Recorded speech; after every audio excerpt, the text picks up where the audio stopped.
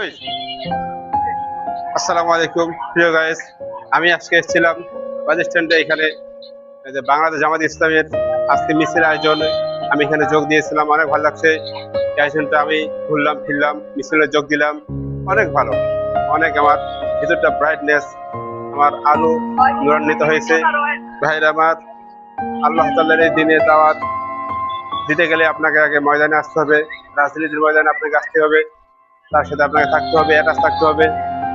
BNP, জামাত থেকে আওয়ামী লীগ আপনারা অনেক দল করেছেন, কিন্তু এবার আপনারা জামাতের সাথে যোগ হয়ে এই আয়োজনে আপনারা সম্পৃক্ত থাকেন।